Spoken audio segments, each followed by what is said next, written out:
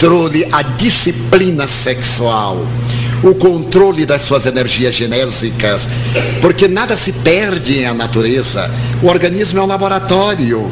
O orgasmo que não é exteriorizado por esta ou aquela impulsão de um relacionamento, o organismo libera espontaneamente durante o sono, ou é transformado em energias de outra natureza. Contou-me Chico Xavier como os espíritos o ajudaram a transformar as suas energias sexuais em energias para a psicografia. E depois que ele me contou uma bela história, que ele foi narrada por Emmanuel numa simbologia muito bonita, aprendemos também a canalizar as nossas forças sexuais, para que elas nos dessem potência de voz, nos ajudassem em outros ministérios.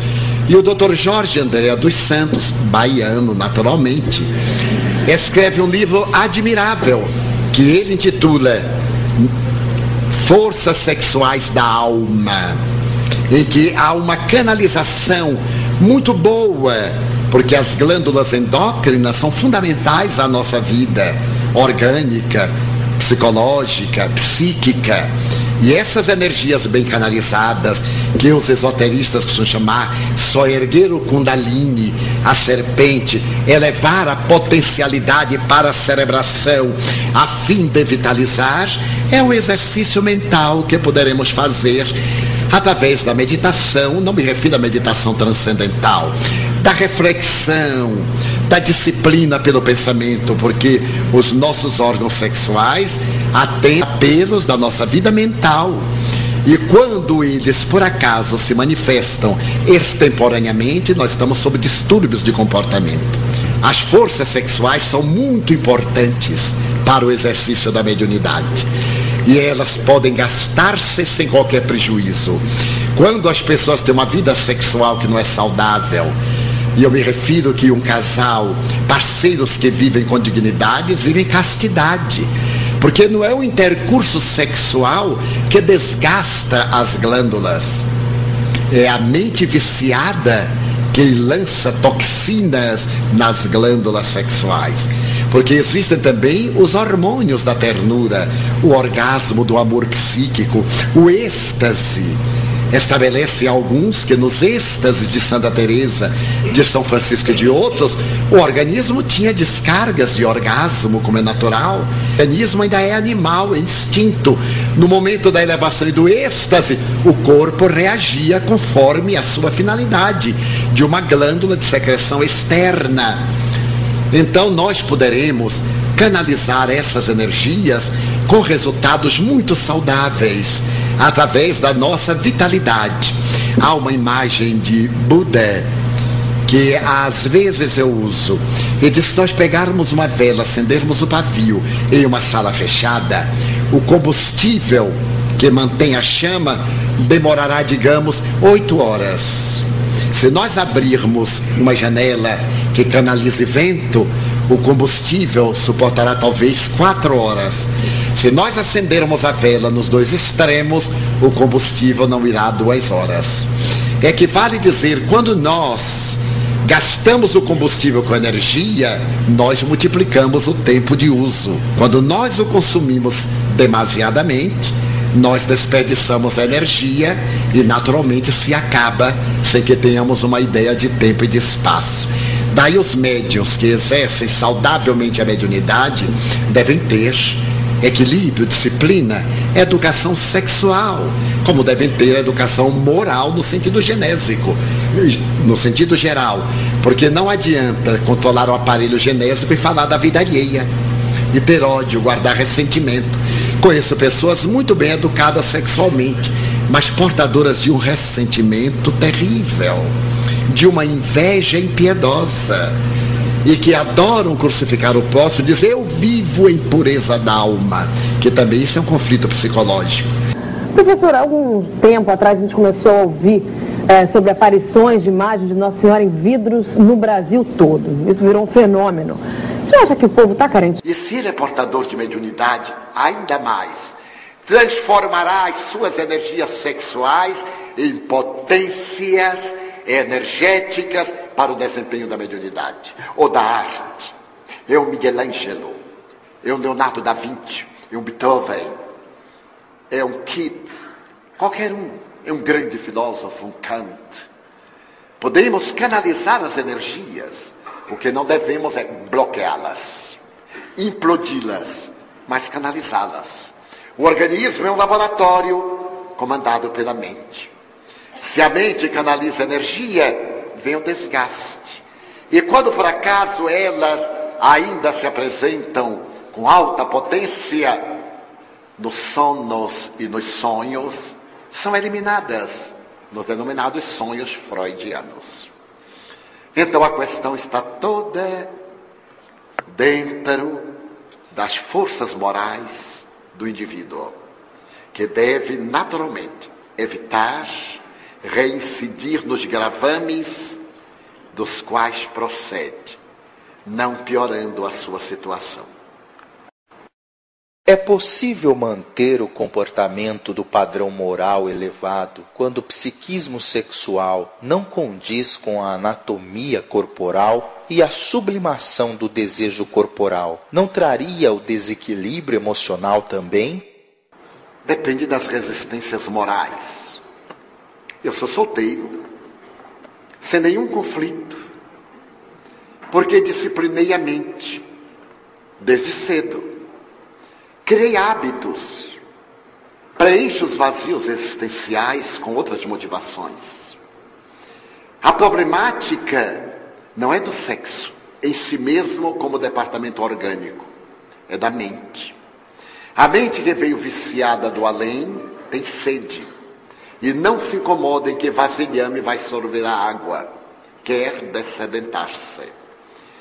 A sublimação de maneira nenhuma gera conflito, porque não é uma imposição que nós programamos para o corpo submeter-se.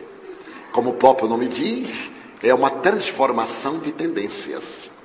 Mas o apóstolo Paulo já teve a oportunidade de abordar a questão. Se o indivíduo não puder suportar, abrase-se. Se a situação levar a um transtorno de natureza patológica, procure a melhor terapia, que seja a satisfação dos seus apetites dentro de um nível de honorabilidade. Que seria o nível de honorabilidade? Respeito por si mesmo, não se permitindo descer às situações promíscuas. Respeito pelo parceiro, não se permitindo uma dependência netamente da libido. Respeito ao grupo social, não pretendendo impor a sua orientação sexual como sendo a que todos devem seguir. Porque invariavelmente, quando nós temos determinado tipo de comportamento e o consideramos normal e deve ser natural, desejamos consciente ou inconscientemente que o mundo mude para estar do nosso lado, quando os outros têm também os seus comportamentos e as suas orientações sexuais. Eu diria àqueles que se encontram nessa transição entre as experiências anteriores e a conquista da paz, que preenchendo as suas horas mentais de ação dignificante, terão um grande contributo para cada dia superar a tendência perturbadora, até o momento em que as suas resistências lhe permitam um equilíbrio. No dia quando encontrar o amor lhe dirá a melhor maneira de comportar-se. O amor e não a paixão. O amor e não o desejo. O desejo tem a rapidez do combustível que vai queimado nas labaredas da ansiedade. O sentimento é o estado de plenificação que dura quando passa o apetite. Normalmente eu coloco a questão nos seguintes termos. A pessoa é casada, o homem, e apresenta-se-lhe um câncer prostático. Faz uma cirurgia radical. A partir deste momento, muda-se-lhe a reação orgânica.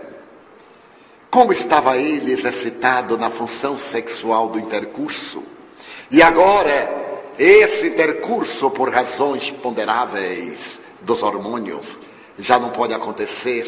O que fazer? Enlouquecer? Há milhões de indivíduos nessa situação. A mulher que fica viúva, ou o homem, como comportar-se? É uma questão de hábito mental. Também nós outros, aqueles que estamos solteiros, que optaram pela postura eunuco, naturalmente, se criarmos hábitos saudáveis na mente e evitarmos os clichês perniciosos que agora tanto procuram perturbar a sociedade, que é uma sociedade sexual, não é uma sociedade emocional, facilmente irá transubstanciando os apetites, irá sublimando as tendências, e se ele é portador de mediunidade, ainda mais, transformará as suas energias sexuais em potências energéticas para o desempenho da mediunidade, ou da arte. É um Michelangelo, é um Leonardo da Vinci, é um Beethoven, é um Keats, qualquer um, é um grande filósofo, um Kant. Podemos canalizar as energias, o que não devemos é bloqueá-las, implodi-las, mas canalizá-las. O organismo é um laboratório comandado pela mente. Se a mente canaliza energia, vem o desgaste. E quando por acaso elas ainda se apresentam com alta potência, nos sonos e nos sonhos, são eliminadas nos denominados sonhos freudianos. Então a questão está toda dentro das forças morais do indivíduo, que deve naturalmente evitar reincidir nos gravames dos quais procede, não piorando a sua situação.